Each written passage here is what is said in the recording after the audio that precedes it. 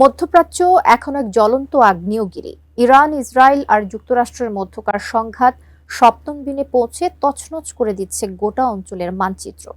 প্রাথমিক বিদ্যালয়ের শিক্ষার্থী থেকে শুরু করে সাধারণ সৈনিক, রক্তক্ষয়ী এই লড়াইয়ের থাবা থেকে মুক্তি পাচ্ছে না কেউ। প্রশ্ন উঠছে, এই সামরিক হামলায় কোন দেশ কতটা ক্ষতির মুখে পড়ল? বিস্তারিত সাদিয়া সিদ্দিকার রিপোর্টে।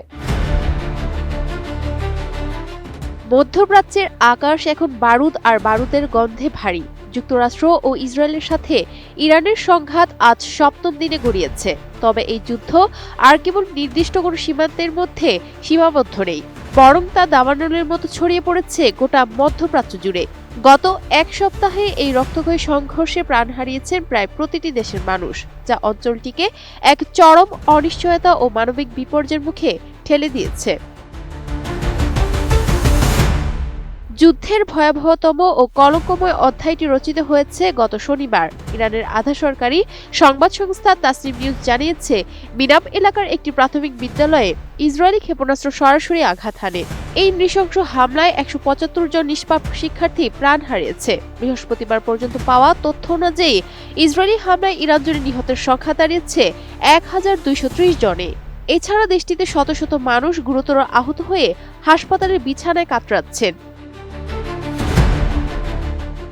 উন্নত মানের কাঁচামাল আরআইএল অ্যাঙ্গেল এন্ড চ্যানেল। এখন কাঠের দিন শেষ, আরআইএল এর বাংলাদেশ।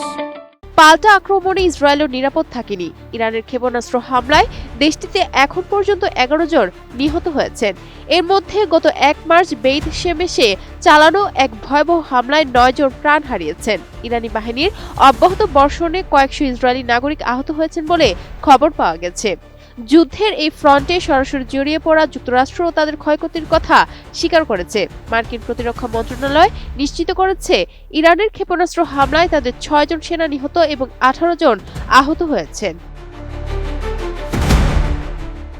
সংঘাতের আজ সবচেয়ে বেশি লেগেছে লেবাননের গায়ে। গত সোমবার থেকে ইসরায়েলি বাহিনীর অব্যাহত হামলায় দেশটিতে কমপক্ষে ৭৭ জন নিহত এবং ৫ শতাধিক মানুষ আহত হয়েছেন। যুদ্ধের এই লেলিহান শিখা উপসাগরীয় দেশগুলোকেও গ্রাস করছে।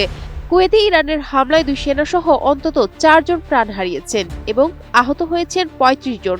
বাহরাইনে সালমান শিল্প নগরীতে ক্ষেপণাস্ত্র হামলায় ভয়াবহ অগ্নিকাণ্ডের সৃষ্টি হয়ে ১ জন নিহত ও ৪ জন আহত হয়েছেন।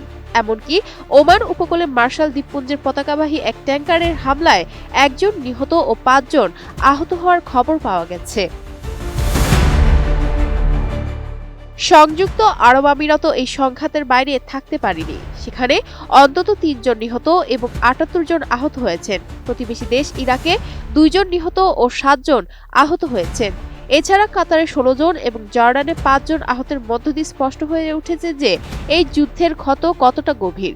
৭ দিন পেরিয়ে গেলেও সংঘাত থামার কোনো লক্ষণ নেই, বরং প্রতিটি দেশের রক্তক্ষরণ জানান দিচ্ছে যে মধ্যপ্রাচ্যে এক ভয়াবহ দীর্ঘমেয়াদী যুদ্ধের দ্বারপ্রান্তে দাঁড়িয়ে আছে। সাদিয়া সিদ্দিকা, এটিএন নিউজ।